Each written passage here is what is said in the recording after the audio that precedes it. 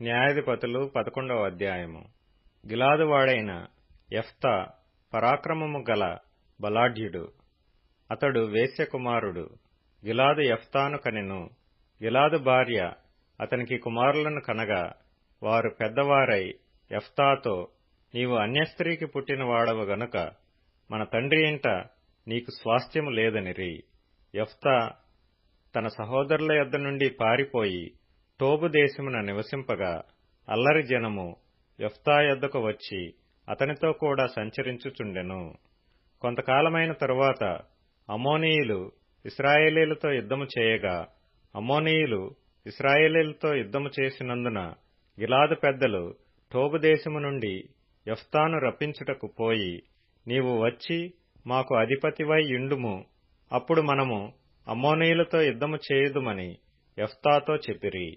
అందుకు యెఫ్తా, మీరు నాయందు పగపట్టి నా తండ్రి ఇంట నుండి నన్ను తోలివేసితిరే, ఇప్పుడు మీకు కలిగిన శ్రమలో మీరు నా యొద్దకు రానేలా అని గిలాదు పెద్దలతో చెప్పెను.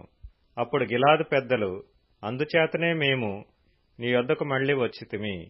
నీవు మాతో కూడా వచ్చి అమ్మోనీయులతో యుద్ధము చేసిన ఎడల గిలాదు నివాసులమైన మా అందరి మీద నీవు అధికారి వగుదువని యెఫ్తాతో అనిరి. అందుకు యెఫ్తా, అమ్మోనీయులతో యుద్ధము చేయుటకు మీరు నన్ను గిలాదుకు తిరిగి తీసుకొని పోయిన మీదట యెహోవా వారిని నా చేతికి అప్పగించిన ఎడల నేనే మీకు ప్రధానుడనవుదునా అని గిలాదు పెద్దలను అడుగుగా, గిలాదు పెద్దలు, నిశ్చయముగా మేము నీ మాట చొప్పున చేయుదుము, యెహోవా మన ఉభయుల మధ్యను సాక్షిగా ఉండునుగాకని యెఫ్తాతో అనిరి. కాబట్టి యెఫ్తా గిలాదు పెద్దలతో కూడా పోయినప్పుడు జనులు తమకు ప్రధానునిగాను అధిపతినిగాను అతన్ని నియమించుకొనిరి. అప్పుడు యెఫ్తా మిస్పాలో యెహోవా సన్నిధిని తన సంగతి అంతయు వినిపించెను. యెఫ్తా అమ్మోనీయుల రాజునొద్దకు దూతలను పంపి, నాకును నీకును మధ్య ఏమి జరిగినందున నీవు నా దేశం మీదికి యుద్ధమునకు వచ్చియున్నావని అడుగగా, అమ్మోనీయుల రాజు, ఇశ్రాయేలీయులు ఐగుప్తులో నుండి వచ్చినప్పుడు వారు అర్నోను మొదలుకొని యబ్బోకు వరకును యోర్దాను వరకును నా దేశము ఆక్రమించుకొనినందుననే నేను వచ్చియున్నాను.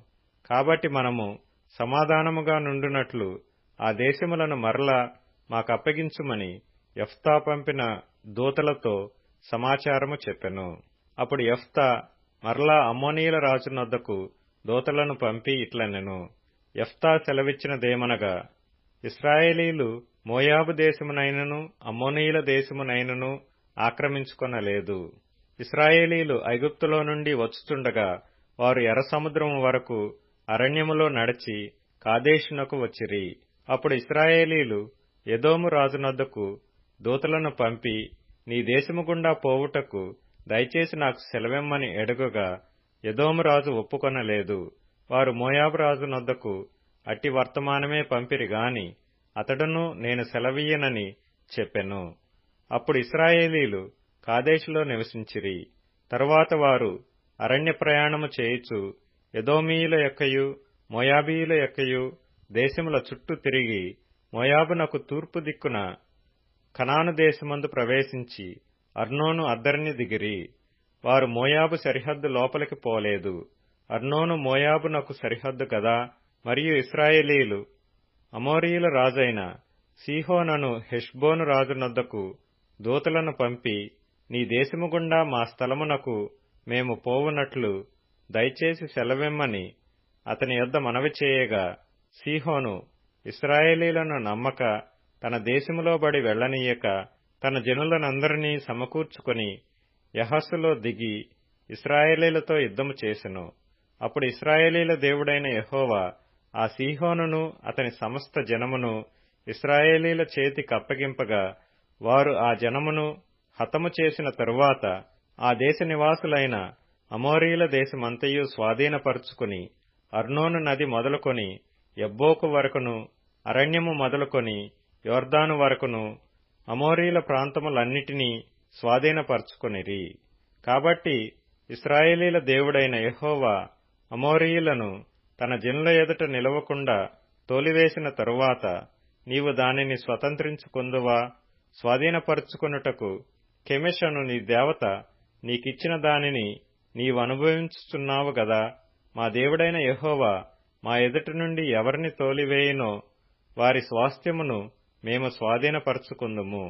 మోయాబు రాజైన సిప్పోరు కుమారుడగు బాలాకు కంటే నీవు ఏమాత్రమును అధికుడవు కావు గదా. అతడు ఇశ్రాయేలీలతో ఎప్పుడైనను కలహించినా, ఎప్పుడైనను వారితో యుద్ధము చేసినా, ఇశ్రాయేలీలు హెష్బోనులోను దాని ఊరులలోను, అరోయేరులోను దాని ఊరులలోను, అర్నోను తీరముల పట్టణములన్నిటిలోనూ 300 సంవత్సరముల నుండి నివసించుచుండగా ఆ కాలమున నీవేళ వాటిని పట్టుకొనలేదు. ఇట్లుండగా నేను నీ ఎడల తప్పు చేయలేదు గాని నీవు నా మీదికి యుద్ధమునకు వచ్చుట వలన నా ఎడల దోషము చేయుచున్నావు. న్యాయాధిపతి అయిన యెహోవా నేడు ఇశ్రాయేలీలకును అమ్మోనీయులకును న్యాయము తీర్చునుగాక. అయితే అమ్మోనీయుల రాజు యెఫ్తా తనతో చెప్పిన మాటలకు ఒప్పుకొనలేదు. యెహోవా ఆత్మ యెఫ్తా మీదికి రాగా అతడు గిలాదులోను మనష్షేలోను సంచరించుచు గిలాదు మిస్పేలో సంచరించి గిలాదు మిస్పే నుండి అమ్మోనీయుల యొద్దకు సాగెను. అప్పుడు యెఫ్తా యెహోవాకు మ్రొక్కుకొనెను. ఎట్లనగా, నీవు నా చేతికి అమ్మోనీయులను నిశ్చయముగా అప్పగించిన ఎడల నేను అమ్మోనీయుల యొద్ద నుండి క్షేమముగా తిరిగి వచ్చునప్పుడు నన్ను ఎదుర్కొనుటకు నా ఇంటి ద్వారము నుండి బయలుదేరి వచ్చునదేదో అది యెహోవాకు ప్రతిష్ఠితమగును, మరియు దహనబలిగా దానిని అర్పించెదనెను. అప్పుడు యెఫ్తా అమ్మోనీయులతో యుద్ధము చేయుటకు వారి యొద్దకు సాగిపోయినప్పుడు యెహోవా అతని చేతికి వారిని అప్పగించిన గనుక అతడు వారిని, అనగా అరోయేరు మొదలుకొని మిన్నీతుకు వచ్చు వరకు అబెల్కేరామీము వరకును 20 పట్టణముల వారిని నిశ్శేషముగా హతము చేసెను. అట్లు అమ్మోనీయులు ఇశ్రాయేలీల ఎదుట నిలవకుండా అణిచివేయబడిరి. యెఫ్తా మిస్పాలోనున్న తన ఇంటికి వచ్చినప్పుడు అతని కుమార్తె తంబురులతోనూ నాట్యముతోనూ బయలుదేరి అతనిని ఎదుర్కొనెను. ఆమెగాక అతనికి మగ సంతానమే గాని ఆడు సంతానమే గాని లేదు. కాబట్టి అతడు ఆమెను చూచి తన బట్టలను చింపుకొని, అయ్యో నా కుమారి, నీవు నన్ను బహుగా కృంగచేసితివి. నీవు నన్ను తల్లడింపజేయు వారిలో ఒకతివై ఉన్నావు. నేను యెహోవాకు మాట ఇచ్చి ఉన్నాను గనుక వెనక తీయలేననగా, ఆమె, నా తండ్రి, యెహోవాకు మాట ఇచ్చింటివా? నీ నోటి నుండి బయలుదేరిన మాట చొప్పున నాకు చేయము. యెహోవా నీ శత్రువులైన అమ్మోనీయుల మీద పగ తీర్చుకొని ఉన్నాడని అతనితో నెనెను. మరియు ఆమె నా కొరకు చేయవలసినదేమనగా, 2 నెలల వరకు నన్ను విడువుము. నేనును నా చెలికత్తెలను పోయి కొండల మీద ఉండి నా కన్యాత్వమును గూర్చి ప్రలాపించదనని తండ్రితో చెప్పగా, అతడు పొమ్మని చెప్పి 2 నెలల వరకు ఆమెను పోనిచ్చిన గనుక ఆమె తన చెలికత్తెలతో కూడా పోయి కొండల మీద తన కన్యాత్వమును గూర్చి ప్రలాపించెను. ఆ 2 నెలల అంతమున ఆమె తన తండ్రి వద్దకు తిరిగి రాగా అతడు తాను మ్రొక్కుకొనిన మ్రొక్కుబడి చొప్పున ఆమెకు చేసెను. ఆమె పురుషుని ఎరుగనే లేదు.